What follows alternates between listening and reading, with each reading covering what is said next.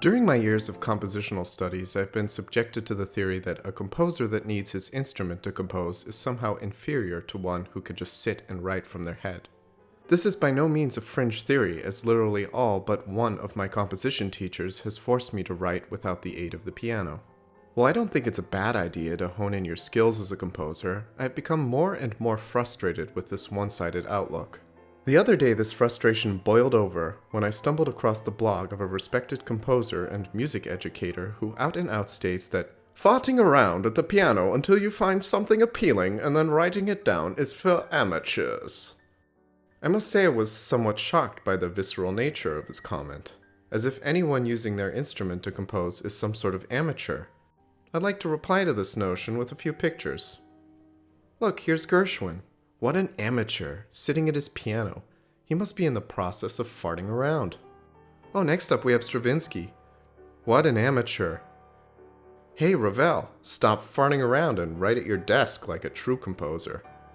There's enough visual proof of composers using their instruments to compose that we should be able to just move on and discount this blog I read as something to forget about.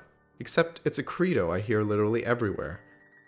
I understand it's a good exercise for composers to learn how to write counterpoint away from the piano and to understand harmonic rules.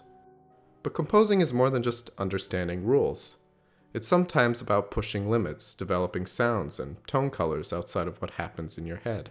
So where does this belief have its origins? I suppose I have a theory which brings me to composers like Beethoven, who composed pieces while being deaf. They must have heard everything in their head. Thus, they didn't need an instrument to write.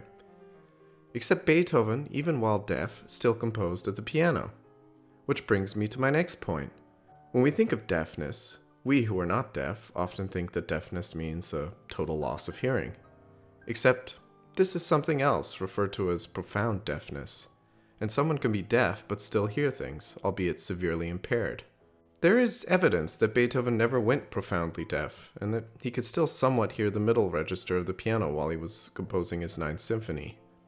This might also explain why Beethoven pounded so heavily on his piano he was often forced to vacate apartments after only a few months due to the complaints of neighbors. So why would somebody who is profoundly deaf be wasting his time at the piano? Let's listen to Stravinsky's take on this peculiarity. We have to touch the music, not only to hear it, because touching it we feel the vibration of the music. It's a very important thing when you think about the Beethoven's case. You remember when Beethoven was absolutely deaf, he took a stick in his mouth, like this pencil, and he played the music, touching the stand to have the vibrations, because he needed to enjoy the vibrations. Otherwise the music was an abstract matter for him, and this is what he didn't want. And do your ideas always occur to you at the piano? Mostly on the piano, mostly when I touch the instrument, when I am looking for some distance of my fingers, which correspond to intervals, and these intervals are really musical ideas. Well, then there's chance involved. Of course, sometimes chance, and sometimes by will. And we have not to despise the will. The will is a very important thing. I also think about Beethoven and his sketches, which today everybody knows. What he did by will, it's also, an element of creation. So even if we resign to the theory that Beethoven was profoundly deaf, he still needed to feel the vibrations of his music. Whether you feel the vibrations of sound solely through your body or through your ear is really besides the point, as sound is vibration. And a composer chained to a table, forced to ignore his instrument, might visualize and hear the music in his head, but won't feel the music. Unless you have perfect pitch or are some sort of savant, I don't think it matters how well trained you are. At a certain point, some things are beyond your ability to merely manifest in your head. This is why architects build models of their buildings. It takes the two-dimensional idea off the paper and into the third dimension.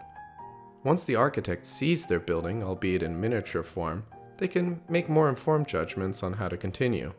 It's the same situation when using your instrument to compose. You are essentially taking your music from the two-dimensional staves of the paper and bringing them into the third dimension by letting the musical vibrations fill the air around you and resonate through your body.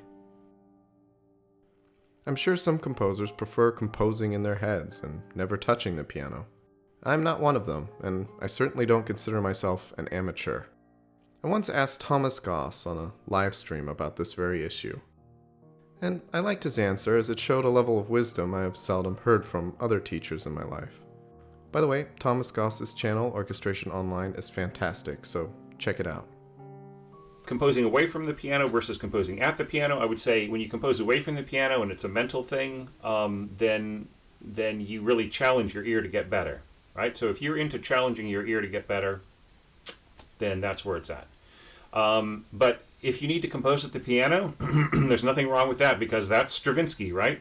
You know, possibly our most advanced orchestrator of all time, still needed a piano to sort of check the tones and work on everything, you know. So there's no shame.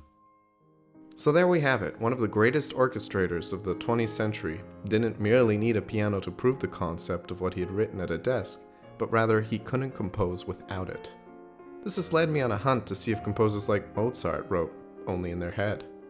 And surprise, surprise, Mozart used a travel clavichord to compose on whilst traveling through Europe, which he would supposedly compose on while in bed or during long travels in his carriage. But I suppose he was just farting around. I like to think he wouldn't have subscribed to this current dogma, and he was one of the most ingenious and gifted composers to ever live. So, in conclusion, it's up to you as a composer, but history seems to lean more or less towards great composers needing an instrument to work at. So why shouldn't you be just as amateurish as they were?